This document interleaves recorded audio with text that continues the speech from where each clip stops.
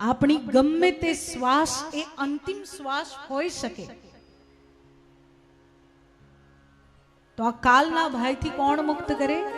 શ્રીમદ ભાગવતમ શાસ્ત્રમ કલોકીરેણ ભાષિતમ. કે આ કલયુગમાં જો આ શ્રીમદ ભાગવતનું શ્રવણ થાય, મનન થાય,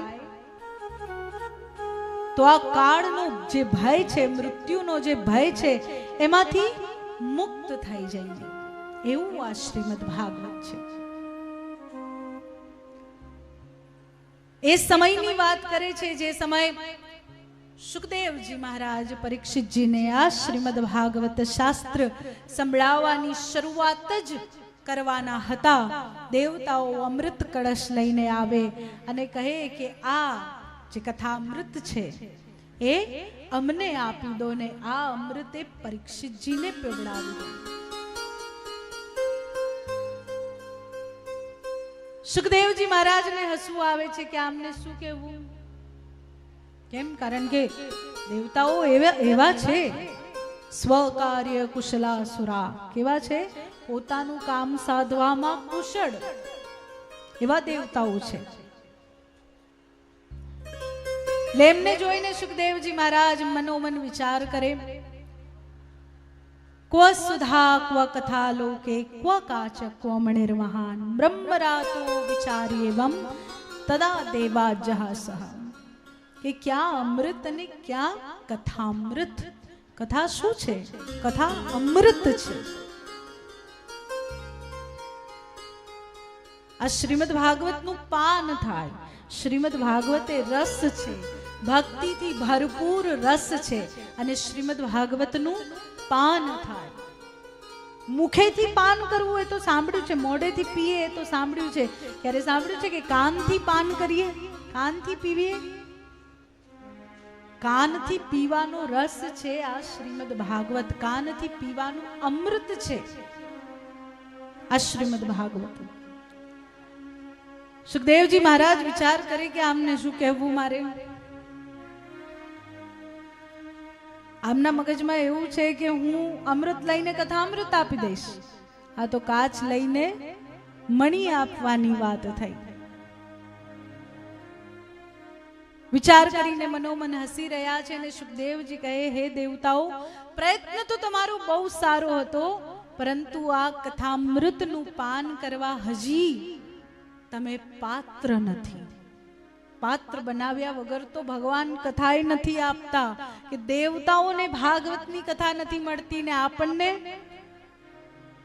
કલયુગના માણસ પર પ્રભુ વિશેષ કૃપાલુ છે. હા, આપણા પાસે ટેકનોલોજી છે ને ટેકનોલોજીના કારણે આપણે ટીવીમાં 24 કલાક ભાગવત સાંભળી શકીએ છીએ. આટલી કૃપા તો સતયુગ, ત્રેતા કે દ્વાપરના માનવ પર પણ ભગવાને નથી કરી, જેટલી કૃપા પ્રભુએ કલયુગના માનવ પર કરી છે.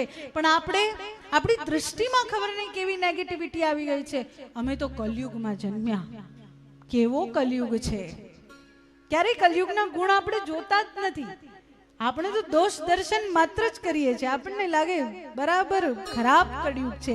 કેવો સારો કળયુગ છે કે હું જ્યારે યુટ્યુબ ઓન કરું, જ્યારે હું ટીવી ઓન કરું, હું શ્રીમદ ભાગવતનું શ્રવણ કરી શકું. મને ગાતા નથી આવડતું ભજન, હું સાંભળી શકું, અને એ સાંભળીને જ હું ભાવ સમાધિમાં જઈ શકું.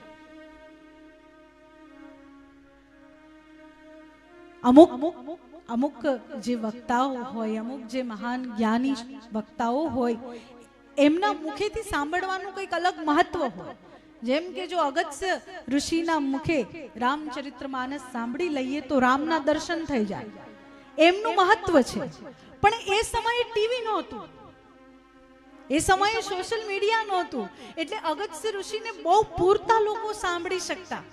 આપણે કેટલા ભાગ્યશાળી છે કે વિદ્વાનથી વિદ્વાન વક્તાઓને, વિદ્વાનથી વિદ્વાન સંતોને એક બટન માત્ર દબાવવાથી સાંભળી શકીએ છીએ. તો આપણે ભાગ્યશાળી કે દુર્ભાગ્યશાળી? ભાગ્યશાળી. એક જ ભાગવતના અલગ અલગ સ્વરૂપનું શ્રવણ કરી શકીએ છીએ. ભાગ્યશાળી કે દુર્ભાગ્યશાળી? ભાગ્યશાળી.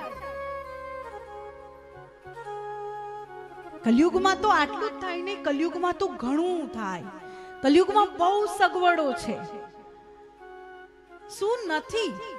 ગરમી લાગે છે, એસી ચાલુ કરીને બેસો. ઠંડી લાગે છે, હીટર ચાલુ કરીને બેસો.